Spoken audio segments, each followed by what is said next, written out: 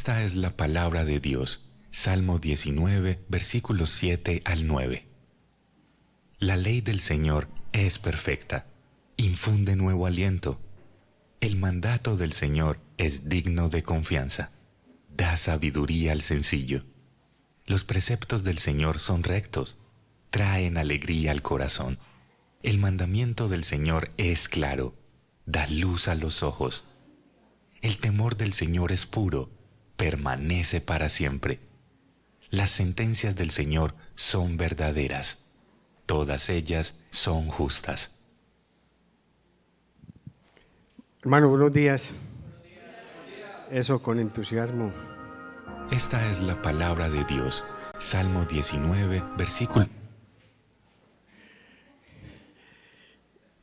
Hay énfasis que a veces se quieren hacer, ¿no es cierto?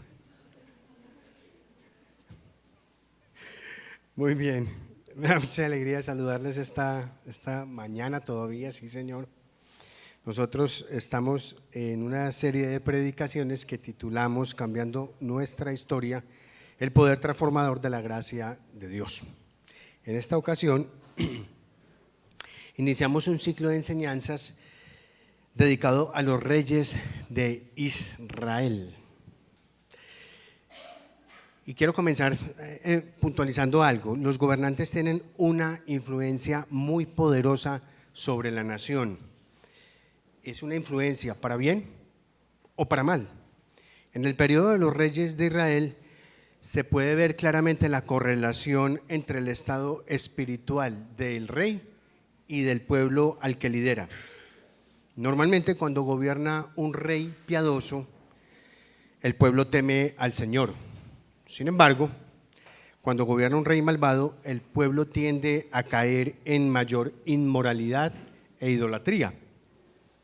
Precisamente a causa del liderazgo de reyes malvados, en ambos reinos, en Israel y en Judá, fue que Dios levantó profetas para que hicieran un control y un contrapeso a los monarcas. Los profetas entonces insistían con pasión en una lealtad total hacia el Señor y a su ley y se oponían a cualquier alianza o posición política que pusiera en peligro el carácter religioso, el carácter distintivo, mejor, de la religión de Israel. La historia que tenemos entonces para el día de hoy es una historia que tiene de ambas cosas, la presencia de profetas en un rey muy particular y muy único en muchos sentidos. Este es un rey que se relacionó genuinamente con Dios, que hizo cosas excepcionales como muy pocos reyes hicieron. Sin embargo, sus decisiones personales al formalizar alianzas trajeron consecuencias desastrosas para el reino de Judá. Su relación con Dios fue ejemplar, pero su política exterior fue completamente vergonzosa. Y es aquí donde yo quiero invitarte de entrada a que comiences a hacer reflexiones personales de cómo es que tú te relacionas con Dios y cómo es que son tus relaciones políticas exteriores, porque es que nosotros somos una cosa muy especial, ¿no es cierto? Aquí, ¿cómo están? Yo desde aquí no veo sino ángeles. O sea, hay de mí el resplandor. Pero cuando salimos allá afuera, ¿cómo es que nosotros nos relacionamos con el resto de nuestra familia? Con la familia nuclear, con la familia extendida. ¿Cómo nos relacionamos con los compañeros de labor, de trabajo? ¿Cómo nos relacionamos con los compañeros de la universidad? ¿Cómo nos relacionamos con el resto de la gente en nuestros negocios y todo ese tipo de cosas? A veces tratamos de vivir una vida como dual, ¿sí? Dual. Una cosa es Esteban en la iglesia, otra cosa es Esteban fuera de la iglesia. Kevin aquí es un personaje, pero Kevin afuera es otro personaje. Y yo quiero invitarte a que comiences a reflexionar sobre cómo es que tú te estás relacionando con Dios y cómo es que tú te relacionas con las otras personas. A eso es lo que yo estoy llamando la política exterior de relaciones. Y teniendo esto como presente, quiero comenzar dándoles de entrada el título del mensaje para hoy. Se llama Josafat, un piadoso inconsistente a quien Dios dio su gracia con la disciplina. Josafat, un piadoso inconsistente a quien Dios dio su gracia con la disciplina. Si quiere me va acompañando usted por favor al segundo libro de las Crónicas, capítulo 17.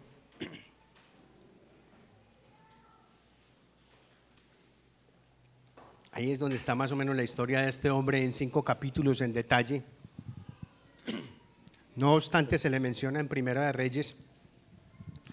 Algunos de los reyes tienen como una introducción en el libro de los reyes, y a veces en las crónicas es donde se desarrolla un poco más cómo fue su vida, un poco su biografía y su actuar en la historia del pueblo de Israel.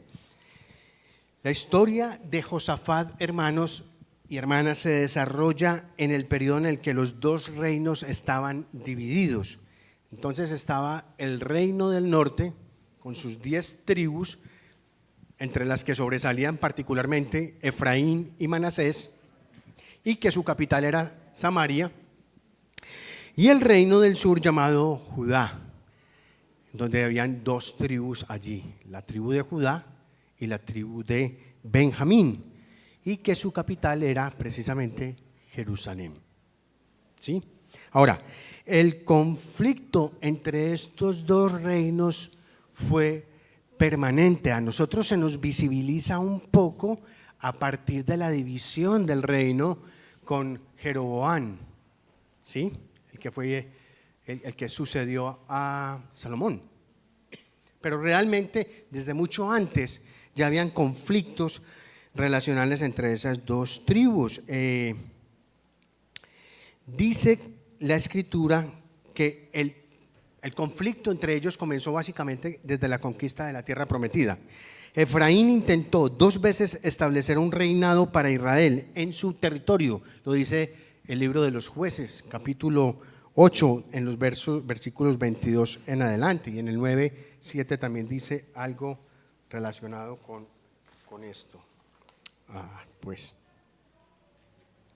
la rivalidad entre Efraín en el norte y Judá en el sur se mantuvo durante los reinados de Saúl, de David y del rey Salomón. Y eso es muy importante porque nos aclara de entrada cuál fue la impronta con la que inició el reinado de Josafat. Ya estamos en el capítulo 17. Solo uno. Sí, bueno, hay más. Qué bien. Perfecto. Hay moral, hay moral. Vamos, fíjese lo que dice el 17 capítulo 1. 17 versículo 1, perdón. Entonces su hijo Josafat reinó en su lugar. Se está refiriendo a Josafat, que era hijo del rey Asa. Reinó en su lugar y afirmó su dominio sobre Israel. Ojo eso, afirmó su dominio sobre Israel. Puso tropas en todas las ciudades fortificadas de Judá. También puso guarniciones en el territorio de Judá y en las ciudades de Efraín, que su padre Asa había tomado. Es muy tremendo uno comenzar un reinado precisamente fortificando las fronteras de su territorio para protegerse ¿de quién? De los hermanos. Es que el enemigo de Judá eran sus propios hermanos. Es que estos son 12 tribus que vienen del mismo padre.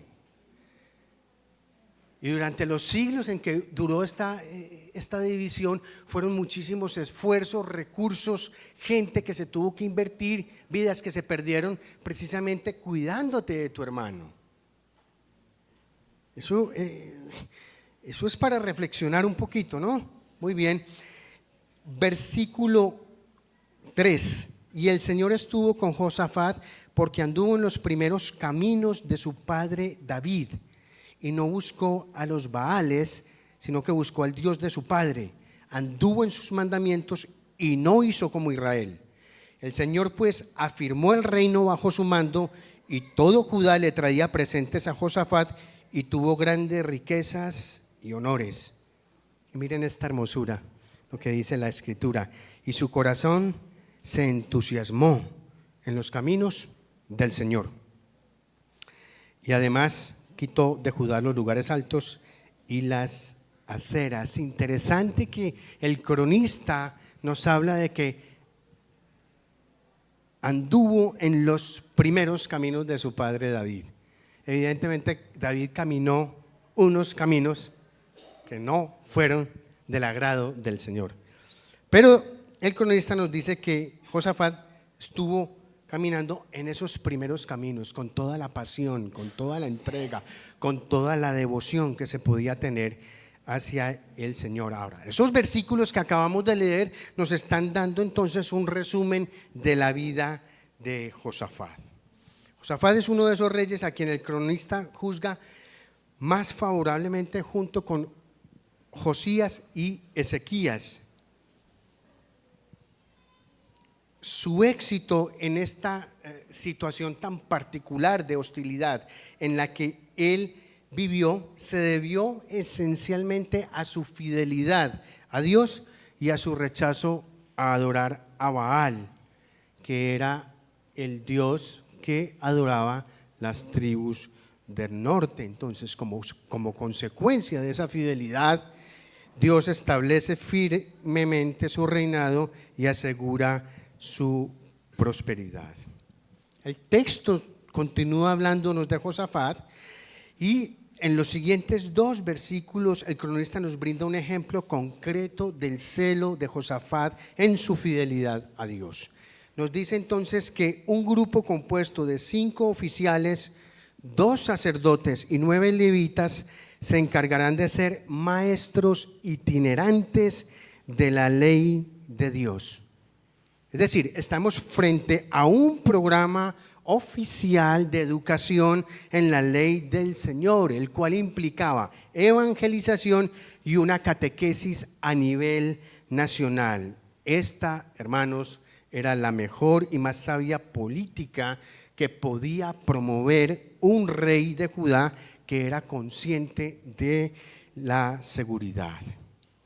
Fíjese esto, debido a que Josafat buscó a Dios primero, Dios provocó terror en las naciones vecinas y no hicieron guerra contra Josafat. Mire lo que dice el versículo 10. Y el terror del Señor vino sobre todos los reinos de las tierras que estaban alrededor de Judá y no hicieron guerra contra Josafat. Recuerde que en el versículo 2 se nos dijo que Josafat puso tropas en todas las ciudades fortificadas de Judá.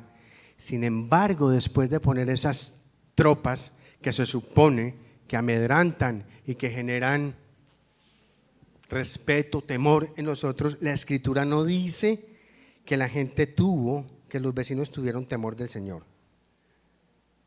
Pero cuando Josafat establece un ministerio de enseñanza de la ley del Señor, entonces sus enemigos tuvieron miedo y no le hicieron la guerra. Esto a mí me parece bastante significativo, porque muchas veces en la Escritura encuentra que son los vecinos de Israel los que más saben de Dios, de las proezas del Señor y de lo fuerte que es el Dios de Israel.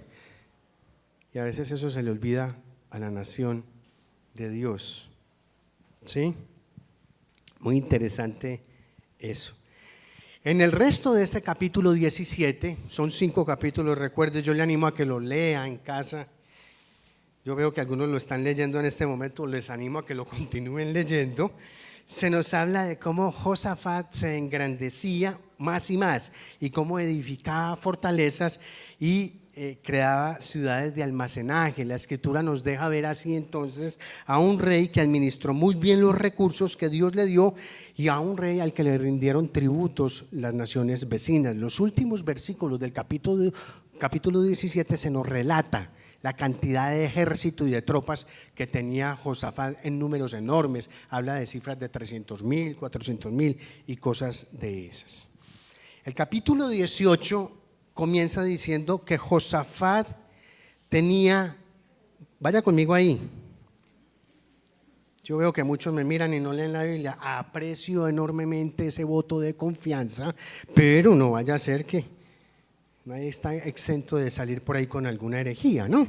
Capítulo 18 dice en el verso 1, Josafat tenía grandes riquezas y gloria. ¿Y qué más dice? Se emparentó con Acab. Y en el verso 2 dice que algunos años después descendió a Samaria para visitar a Acab. Esa forma, hermanos, de unir reinos por el vínculo del matrimonio era algo muy común en el reino, en el mundo antiguo.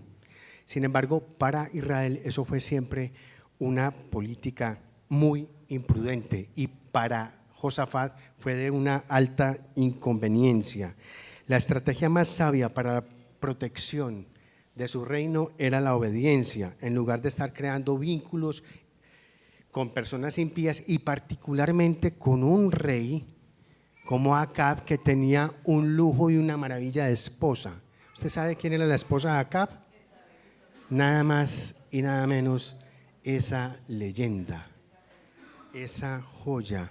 ¿Sabe qué hizo Josafat? Josafat casó a su hijo mayor, que se llamaba Joram, era el heredero al trono, y lo casó con Atalía, la hija de Acab. Las consecuencias de esa unión, de ese matrimonio, fueron completamente devastadoras para Judá. A la muerte de Josafat, Joram sucedió en el trono. Esta belleza lo que hizo fue pervertir todo Judá, lo llevó a la idolatría y, como si fuera poco, para apropiarse de su lugar como único rey y asegurarse que nadie lo amenazara, mandó a matar a todos sus hermanos. Algo que no se ha visto en Israel. ¿Todo por qué? Por una decisión muy imprudente de hacer alianzas y sociedades con quien no se podía hacer. Entonces, déjeme le relato a manera de cuento lo que está pasando en este capítulo 18. Josafat salió entonces a visitar. ¿Qué viene siendo él con él? Consuegros. Sí, ¿cierto? Esa es la figura. Entonces viene a visitar al consuegro Acab, y en medio de la fiesta y todo, Acab le dice a Josafat que por qué no lo acompaña a recuperar una ciudad que se llama Ramot de Galad, que está en manos de los sirios. Eso es lo que él le pide. Josafat sale con una de esas josafatadas y mire lo que le dice en el versículo 3, en la parte final. Josafat, ante la insistencia de Acab, irás conmigo contra Ramot de Galad. Mire lo que responde Josafat: yo soy como tú y mi pueblo como tu pueblo, estaremos contigo en la batalla. ¿Qué tal esa? ¿Qué perla? Yo soy como tú. Yo soy como tú. No, pues, y mi pueblo como tu pueblo. Ah, sí, claro que sí. Entonces, en un destello, en una muestra de piedad de Josafat, le dice a Acab: no, pues espérate un momentico, sí, vamos, yo estoy ahí, yo voy ahí, estoy firme, pero hagamos una cosa, vamos a llamar a los profetas y a consultarles qué nos dicen ellos, si podemos ir allá o no vamos allá. Entonces Acab dijo: sí, claro, me parece muy sabio, claro. Llamó los profetas de él y trajo 400 profetas, nada más y nada menos, llenó esa plaza de profetas y les dijo: bueno, voy a invadir Ramot de Galaad, voy a invadir Ramot de Galaad, ¿puedo ir o no voy? Todos los 400 le dijeron: vaya, el Señor ha entregado la ciudad, eso es de nosotros. Eso, uno se puso por ahí unos cachos de hierro y danzaba y decía: como en estos cachos vas a traer esa ciudad, en fin, y todo, todos los 400. A todo ese espectáculo y a ese circo tan grande que se estaba armando ahí, Josafat ve y dice, él entró como en sospechas, ¿no? Dijo, 400 diciendo que sí, no, espérate. Entonces él le dice, aquí es que no hay otro profeta, otro que nos pueda contar la voluntad del Señor. Entonces Acab, medio aburrido y tritongo, llega y dice, pues sí, claro, hay otro tipo, pero es que te advierto pues que ese tipo no me lo aguanto, no habla nada bueno de mí, no habla sino cosas malas, pero pues en atención a que estás pidiendo otra voz, entonces llamémoslo, y mandan traer a Micaías. Micaías lo tenían encarcelado y todo precisamente porque Micaías era un personaje muy especial. Entonces le dice al ayudante, le dice, ve y trae a Micaías acá. Ya para ese momento habían organizado allá en esa plaza 2 tronos, se había sentado en un lado Acab, en el otro Josafat, allá abajo los 400 profetas, por aquí pueblo, por aquí ejército, eso era una cosa miedosa. Mandaron a traer a Micaías y el asistente de Acab le dice a Micaías, bueno, vamos para allá. Allá hay 400 profetas, hermano, que han dicho que hay que atacar y recuperar Galaad. Y dicen que debes ir allá a profetizar. Solo te digo eso. Hay 400 que están diciendo que hay que recuperar eso. Entonces, para que tenga esa idea, pues. Entonces él le dice, no, listo, no, es que yo voy a decir, cuando llegue allá lo que Dios me diga que diga. Y yo eso es lo que voy a hacer. Llevaron a Micaías llegó allá, él vio todo ese circo.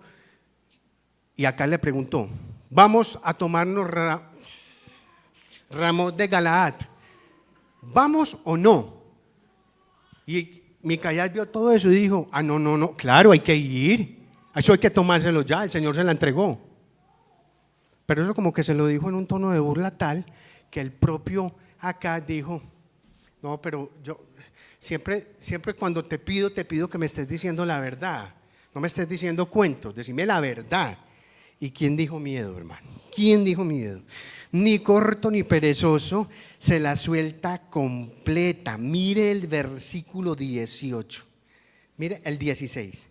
Vi a todo Israel esparcido por los montes como ovejas sin pastor, y el Señor dijo, esto no tienen Señor, que cada uno vuelva a su casa en paz. Y mire el versículo 18. Micaías dijo, por tanto escuchen la palabra del Señor. Yo vi al Señor sentado en su trono y todo el ejército de los cielos estaba a su derecha y a su izquierda. Y el Señor dijo, ¿quién persuadirá a Acab, rey de Israel, para que suba y caiga en Ramot de Galaad? Y uno decía de una manera y otro de otra. Entonces se adelantó un espíritu y se puso delante del Señor y dijo, yo lo persuadiré. Y el Señor le dijo, ¿cómo? Y él respondió, saldré y seré un espíritu de mentira en boca de todos sus profetas. Entonces el Señor le dijo, lo persuadirás y también prevalecerás, ve y hazlo así. Ahora el Señor ha puesto un espíritu de mentira en boca de estos sus profetas, pues el Señor ha decretado el mal contra usted. Hay que tener agallas, gracias, tránsito. Agallas para pararse frente al rey y decirle eso. Pero qué interesante lo que está, la visión que recibió el profeta de Dios. ¿Qué espíritu fue el que? Era un espíritu que iba a decir ¿qué? Mentira, ¿cierto? ¿A quién pertenecerá ese espíritu? ¿Sí, no? Interesante eso. Interesante eso. Entonces la campaña iba a ser completamente un proyecto fallido. ¿Y qué pasó después de esa profecía? Usted puede creer, salieron a la batalla. Ahora, es fácil entender por qué el rey Acab de Israel fue a la batalla. Él no quería creer en la profecía de Micaías y se iba a oponer fuertemente a ella. Pero hermanos, es muy difícil entender por qué el rey Josafat va a esa batalla. ¿Y saben por qué? Porque es que él mismo fue el que pidió que se consultaran los profetas. Cuando no estuvo a gusto con lo que dijeron los primeros 400 profetas, pidió otro profeta, y ese sí sabía él que hablaba de parte del Señor. Y aún así va. Aún así va. Es difícil de entender eso. Ahora, todavía es mucho más difícil de entenderlo porque mire la que se le ocurre a Acab. Entonces, para desmentir la profecía de Micaías, lo que Acab hace es lo siguiente: le dice a Josafat: Josafat, vení, yo me voy a disfrazar y yo voy a entrar al campo de batalla disfrazado para que nadie sepa que yo soy el rey. Pero a vos te pido el favor que vayas con las vestimentas reales. Y de esa manera ellos no se van a dar cuenta, no me van a ver a mí. Entonces Josafat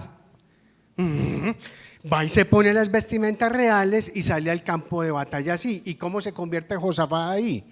En un tiro al blanco. ¿Ah? ¿Cómo hace eso? ¿Cómo hace eso Josafat? Hay una palabra en el ugarítico antiguo que define esa actitud de Josafat. ¿Sabe cuál es? Atembao. Eso es. Grábesela bien. Atembao. Es un atembao de tiempo completo. Completo. No nos explica cómo es que acepta salir a una batalla con vestimentas reales sabiendo que se iba a convertir en tiro al blanco. Mira lo que dice el verso 30 y 31. ¿Dónde está? Ya me perdió. Así. Pero el rey de Aram había ordenado a los capitanes de sus carros: no peleen contra chico ni contra grande, sino solo contra ¿quién? Contra el rey de Israel. Cuando los capitanes de los carros vieron a Josafat, dijeron: este es el rey de Israel. Pues claro, estaba solo, y se desviaron para pelear contra él. Pero Josafat, ¿qué hizo? Clamó, y el Señor vino en su ayuda, y Dios los apartó de él, pues al ver los capitanes de los carros que no era el rey de Israel, dejaron de perseguirlo. Y lo que sigue diciendo el texto es que una flecha perdida por los aires le dio a Acab, lo hirió de muerte y después murió en la batalla. Yo digo que es atembado, y lo sostengo y creo poderlo sustentar con la Biblia, por precisamente lo que dice el capítulo 19 en el versículo 1. Mire lo que dice, hermanos.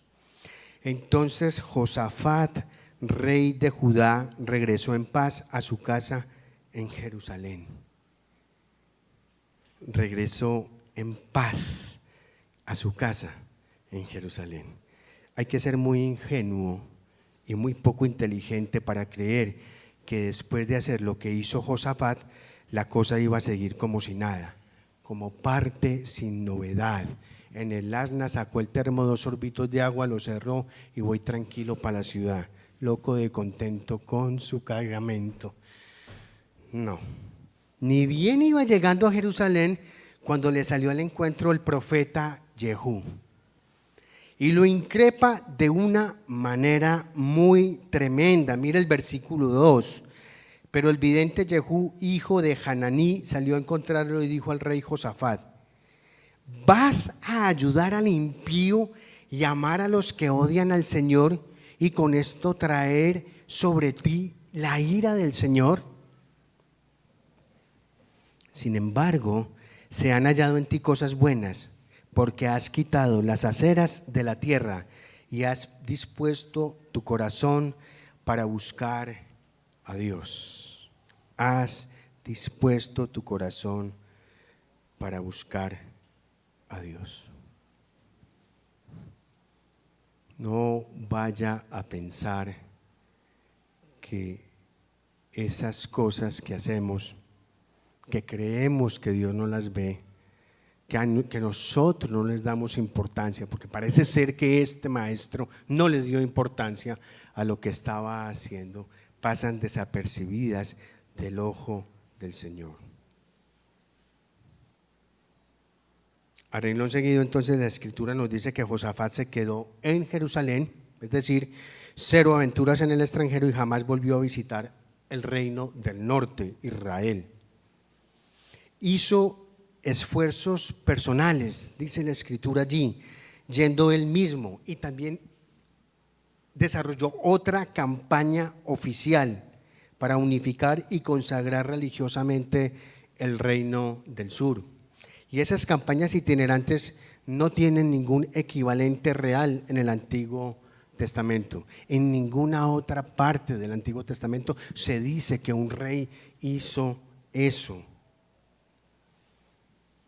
Mandó levitas, mandó sacerdotes para que el pueblo fuera instruido y él mismo iba con ellos. Dice que la empresa que montó tenía dos componentes fundamentales.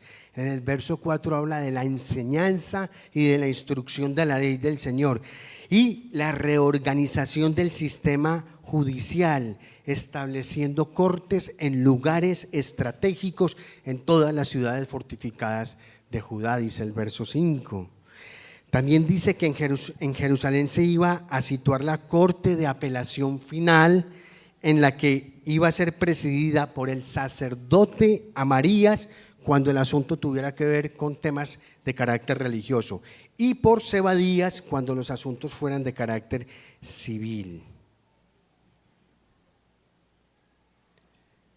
El sistema judicial entonces debía cumplir un objetivo, y era el mantener la justicia de todas las relaciones sociales, so pena de que la ira de Dios caiga sobre los jueces, porque Él les advirtió mucho la responsabilidad que tenían que hacer. Ahora, nosotros creemos que después de todos estos hechos, Dios dejó de proteger a Josafat, de dejar de contener a sus enemigos como consecuencia de ese pecado. ¿Por qué? Porque en el capítulo 17, en el versículo 10, a nosotros se nos dice que como resultado de la campaña de enseñanza que había hecho Josafat, cuando llevaba 3 años de estar al frente del reinado, dice que el terror del Señor vino sobre todos los reinos vecinos de Judá y que no hicieron guerra contra Josafat, pero ahora se estaban levantando tribus, se estaban levantando hombres para hacer la guerra a Josafat. Era la primera vez que se volvían en contra de este rey. En el capítulo 20, versículo 1 nos dice eso. Ahí nos lo dice claramente. También nos dice la Escritura que algunos de entre el pueblo se percataron de esa gran amenaza cuando empezaron a ver los movimientos de tropas que se acercaban y fueron a darle aviso a Josafat. Y en los versículos 3 y 4 podemos ver la actitud de un hombre que ha experimentado el poder transformador de la gracia de Dios en su corazón. Acompáñeme a esos versículos tan amables, versículos 3 y 4 del capítulo 20. Mire lo que la Escritura dice: Josafat tuvo miedo, y se dispuso ¿a qué? A buscar al Señor. ¿Están conmigo o no? ¡Qué silencio! Yo espero que el silencio no sea sueño, sino confrontación de la Escritura. Si no es así, déjenme morir creyendo eso. Josafat tuvo miedo y se dispuso a buscar al Señor y proclamó ayuno en todo Judá. Y Judá se reunió para buscar ayuda del Señor. Aún de todas las ciudades de Judá vinieron para buscar al Señor. Josafat tuvo temor de los hombres que querían destruirlo, pero ese miedo no le impidió a él en esta ocasión actuar correctamente. Él muestra su dependencia al Señor y dispone su corazón para buscarle. Es decir, Josafat demuestra que él confiaba más en Dios que en todos sus recursos militares, que no eran pocos, que eran muchos. Y él precisamente entonces dio ejemplo de su propia devoción cuando él proclama ayuno en toda la tierra de Judá. Vamos a leer los versículos 5 al 13, porque esto es una de las cosas más formidables que hay en la Escritura. Dice: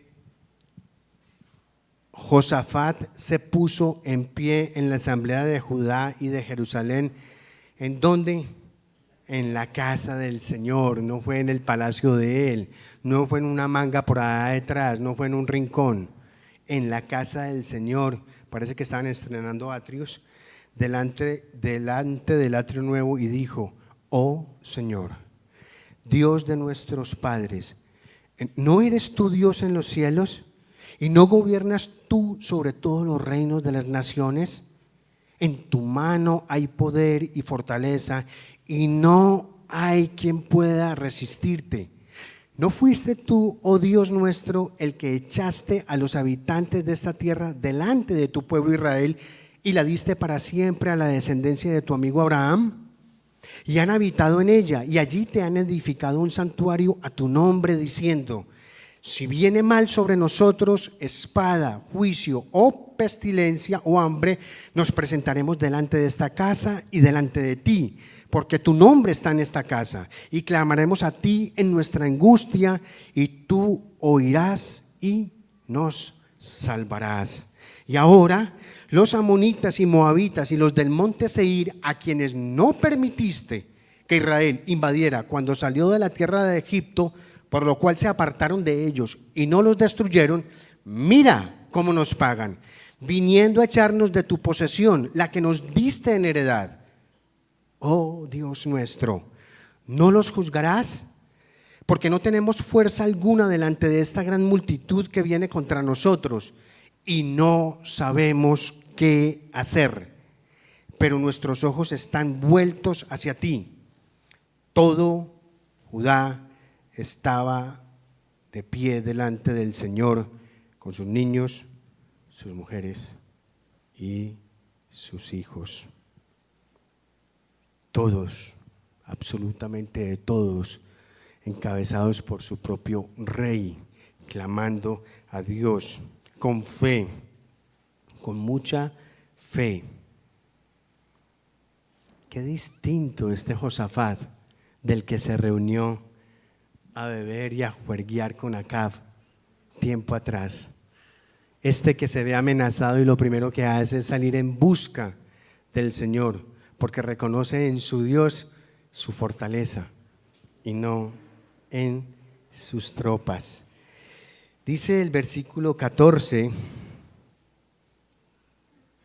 en medio del clamor que allí se había levantado, que el Espíritu del Señor vino en medio de la asamblea sobre Jahaziel, hijo de Zacarías, hijo de más gente ahí, sí, que era levita de los hijos de Asaf.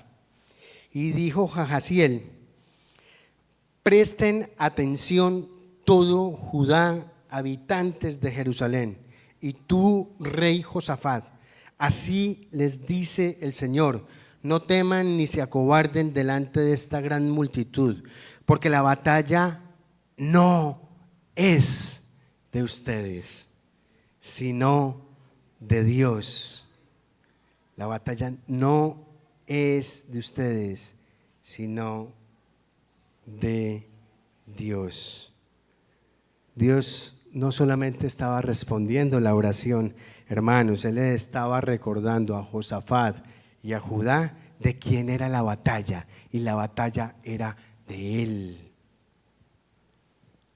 Esa multitud de personas no solamente venían a destruir a Josafat, sino que venían a destruir el pueblo de Dios. Y hermanos, es una cosa muy seria cuando van a destruir o cuando se van a enfrentar con el pueblo del Señor. Mire cómo se toma el Señor serio esto cuando vienen a amenazarle su pueblo. El Señor dice en Isaías: con el que luche contigo, yo lucharé y salvaré a tus hijos. Es fuerte escuchar al Señor hablar en estos términos. Oiga esto, hermanos: haré comer a tus opresores su propia carne, y como si fuera vino dulce, con su sangre se embriagarán. Y toda carne sabrá que yo, el Señor, soy tu Salvador y tu Redentor, el poderoso de Jacob. Así habla el Señor, Dios de los ejércitos, cuando le tocan la niña de sus ojos. Isaías capítulo 49, en los versos 25 y 26. Entonces, en el versículo 18 del texto de estudio, mire lo que dice la escritura. Josafat, mire esto, Josafat, ¿qué dice? Se inclinó, rostro en tierra. Eso en otros términos y en una sola palabra es humilló. Se inclinó rostro en tierra y todo Judá y los habitantes de Jerusalén se postraron delante del Señor, adorando al Señor.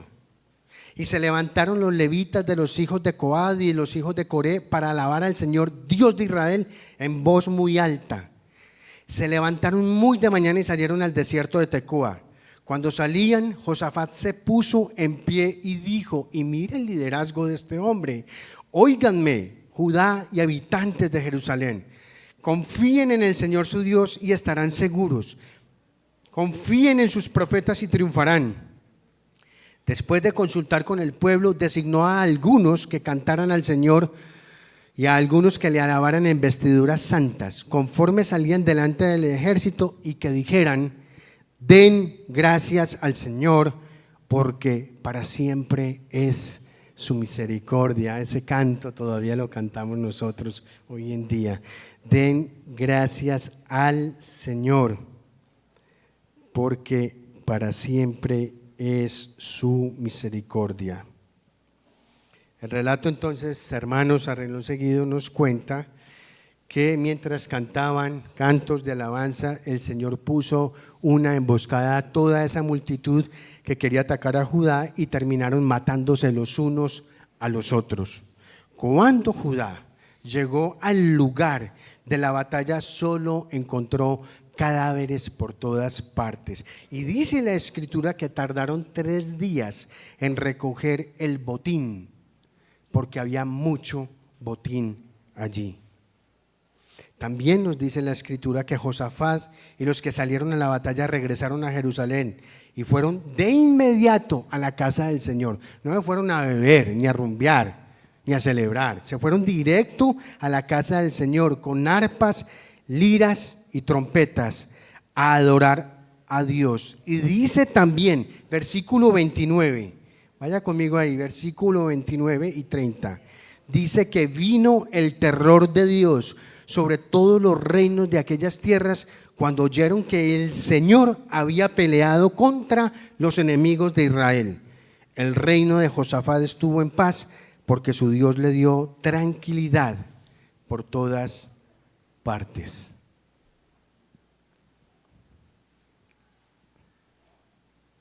La transformación de un hombre, el poder transformador de la gracia de Dios en Josafat es completamente evidente a partir de su encuentro con el profeta Jehú. La determinación de este rey por enseñar la ley del Señor a todo Judá, yendo él mismo en persona, es algo admirable y no tiene comparativo alguno en todo el Antiguo Testamento.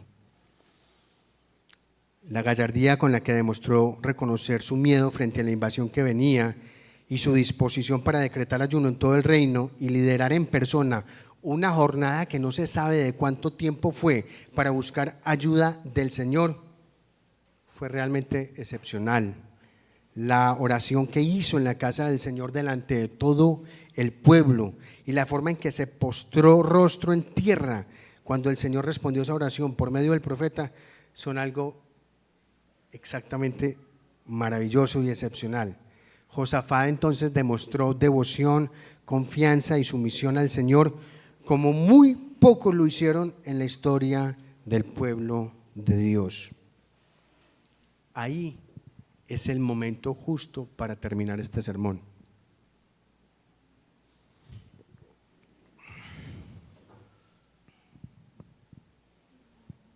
Pero entonces, hermanos, ¿ya vieron la descripción de Josafat? ¿Vieron todo lo que hizo? ¿La maravilla de tipo que es? Entonces, hermanos, uno se queda perplejo cuando lee los versículos 35 al 37 de ese capítulo 20. Después de esto, Josafat, rey de Judá, se alió con Ocosías, rey de Israel.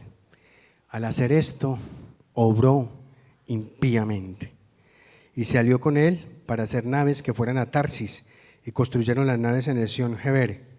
Entonces Eliezer, hijo de Dodaba de Maresa, profetizó contra Josafat: por cuanto te has aliado con Ocosías, el Señor ha destruido tus obras. Así que las naves fueron destruidas y no pudieron ir a Tarsis. ¿Por qué? ¿Por qué, Josafat? ¿Por qué? ¿Cómo es en el lugarítico antiguo? ¿Por qué Atembao? Bobo, pero ¿cómo es que Josafat hace nuevamente una alianza que no podía hacer? Pero si ven la maravilla de tipo, si ven la maravilla de tipo, de recorrido, de vida,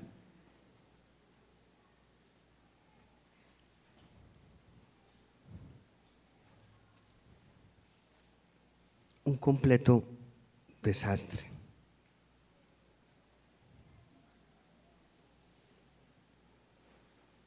No sé y no sabemos, y debo confesarles mis luchas en la preparación de este mensaje, hasta muy tarde, hasta muy en la madrugada, yo queriendo entender, pero ¿por qué? ¿Pero por qué? Con un deseo de arrancar esa hoja de la Biblia. Casi se me antoja hasta apagar el módem. Y yo, ay, que no tengan internet. ¿Por qué? ¿Pero por qué Josafat haces esto? ¿Por qué? Pero, ¿qué estás pensando, mi hijo? ¿Dónde tenés la cabeza? No, no tiene cabeza, evidentemente, pero ¿por qué?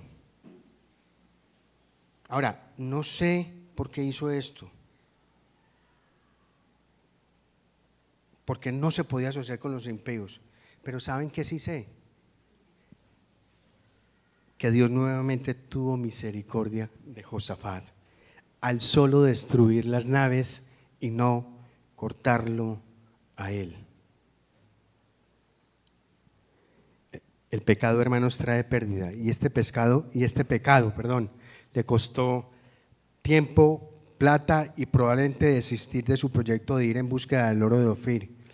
Pero sin embargo, el Señor no lo quita de ser rey, no lo desaprueba, al contrario, lo protege, se queda a su lado enseñándole a través del profeta que sigue interesado en él, que sigue apostando en él, y una vez más le extiende su gracia a través de la disciplina. Josafat fue un hombre piadoso, pero inconsistente en su relación con Dios. Inconsistente.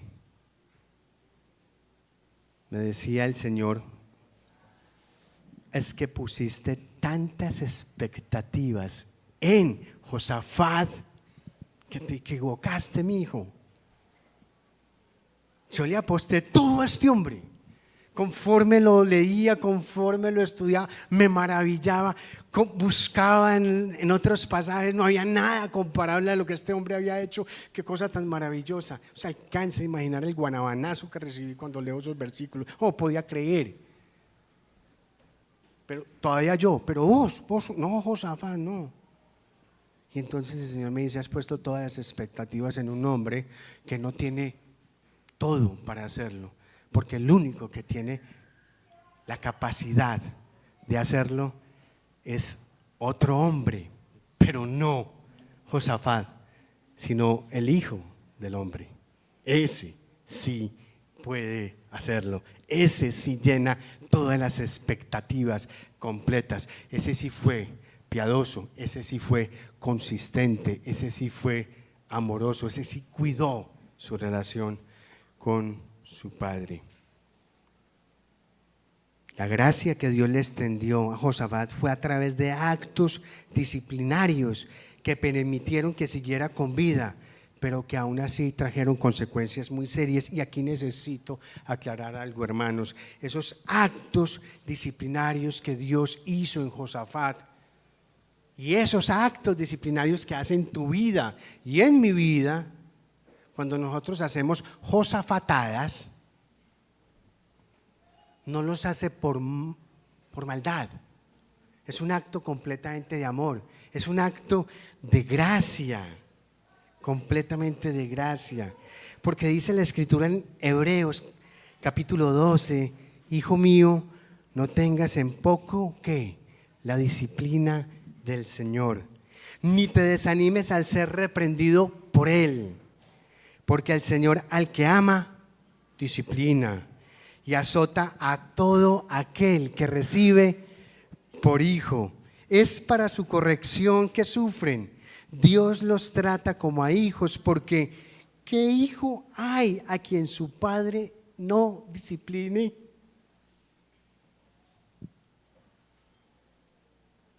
Pero si están sin disciplina, de la cual todos han sido hechos participantes, entonces son hijos ilegítimos y no hijos verdaderos. Además, tuvimos padres terrenales para disciplinarnos y los respetábamos. ¿Con cuánta más razón no estaremos sujetos al Padre de nuestros espíritus y viviremos? Porque ellos nos disciplinaban por pocos días como les parecía, pero Él nos disciplina para nuestro bien, para que participemos de su santidad.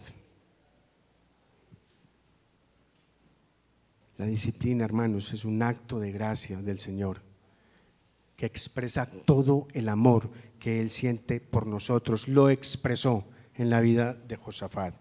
Nuestra historia, hermanos, como hijos de Dios, no difiere mucho de la historia de Josafat. Seamos honestos aquí entre nosotros. Somos piadosos, pero inconsistentes de muchas maneras en la forma como nosotros nos relacionamos con el Señor. Es probable que nuestra búsqueda del Señor sea genuina. Es probable que nosotros tengamos una vida piadosa, formidable, y que las prácticas que nosotros hacemos con esa vida piadosa son valiosas. Pero hermanos, a nosotros nos conviene que reflexionemos en aquellas alianzas que nosotros hemos hecho. Y no solo con personas, no me estoy refiriendo solo a asuntos de negocios. No me refiero solo a eso. Me refiero a alianzas con ideas, con pensamientos, con posturas, con conductas que creemos nosotros que no son pecaminosos, pero que realmente sí lo son.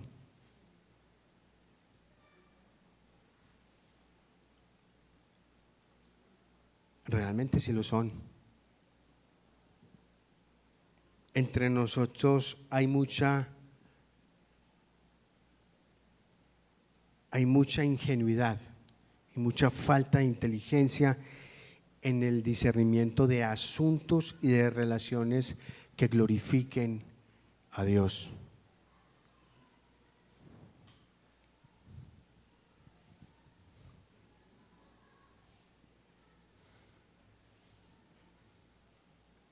La saludé y fue un besito aquí.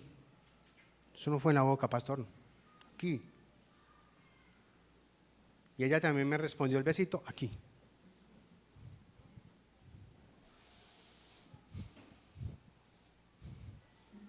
Yo acepto que uno sea atembao, pero que lo crean a uno también atembao, ya, pues.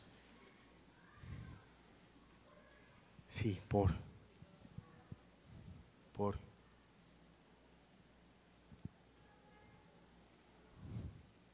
Y ese talonario, uno se tiene que defender, pastor, de alguna manera. Es que esto está muy templado, pues, y no se puede cantar toda.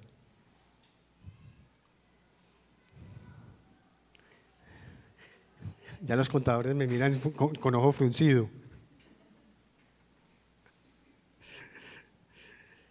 Es muy fácil, es muy fácil. Recuerde que estas cosas son como los piojos, le da a cualquiera.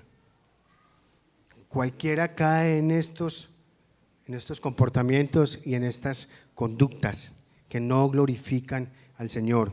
Hermanos, y a veces no se trata de solo consultar al Señor sobre alguna situación, sino de obedecer las indicaciones que Él nos da sobre la situación. Fíjense, Josafat había pedido él mismo la participación de profetas.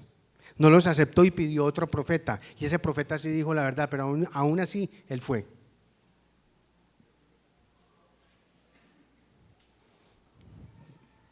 Pastor, es que yo tengo esta inquietud, vengo con esta duda, esto me está carcomiendo a mí la cabeza. ¿Qué dice la Escritura? Que no, mijo. Entonces, que pase el siguiente. La Escritura está diciendo claramente que no hagas eso, no vayas allá, no estés en esa situación, esa relación no te conviene, ese negocio es de un gran inconveniente.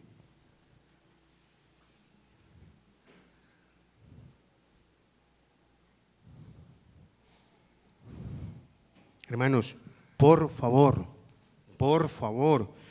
tú y yo le pertenecemos a un rey que ha sido piadoso y constante a lo largo de la historia, en quien Dios Padre depositó toda su plenitud y su gracia a favor nuestro.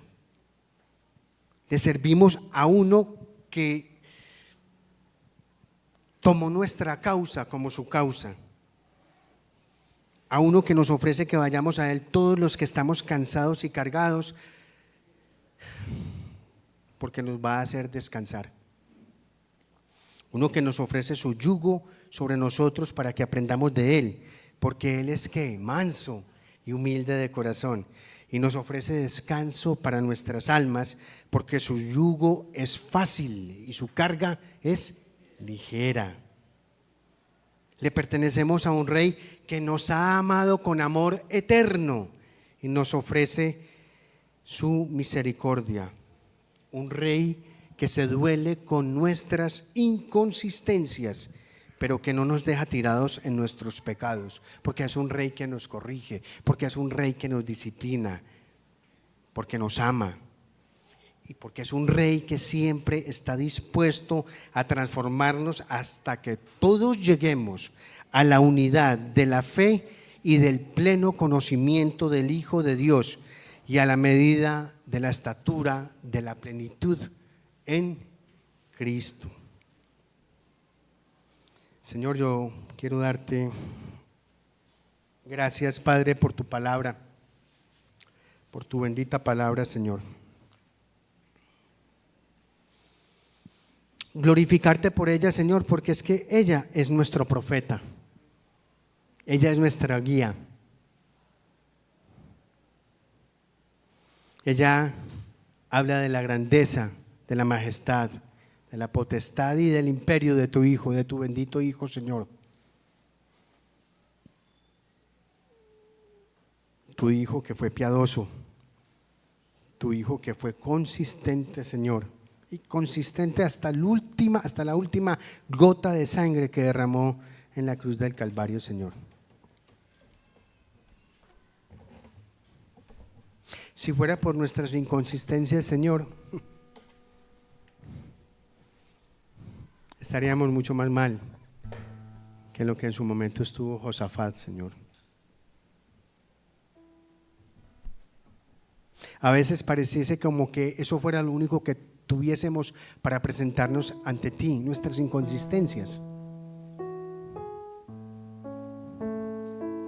Pero gracias a ti, Señor, nosotros podemos poner nuestra mirada en aquel que es el autor y consumador de nuestra fe, Señor, en aquel que nos ha llamado de tinieblas a su luz admirable, Señor. En tu Hijo, Señor, que no se cansa de dar y de dar y de dar, Señor.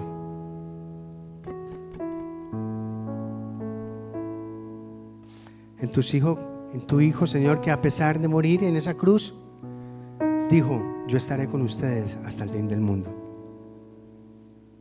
Qué esperanza, qué privilegio tan grande ese que nos das, Señor. Pues bien, como iglesia, Señor, aquí, este rinconcito de Laureles, Señor, de tu gran iglesia, Señor, como Josafat frente a los atrios en tu casa, Señor, nos paramos, clamamos a ti, Señor, Te rogamos por nuestra inconsistencia, Señor, a veces por nuestra falta de piedad. Señor, venimos a ti en busca de tu ayuda. Ayúdanos a ser consistentes, Señor, en lo que nosotros creemos, Señor.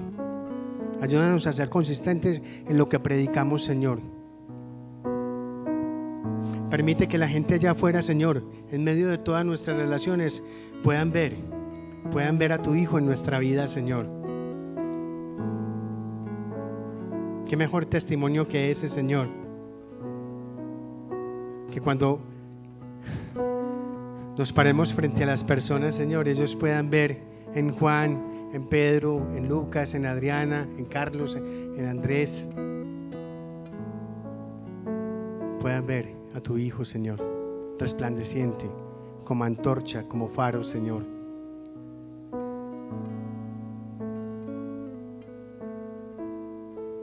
Ayúdanos, Señor, en nuestras relaciones, Señor, relaciones que honren y glorifiquen tu nombre, Señor.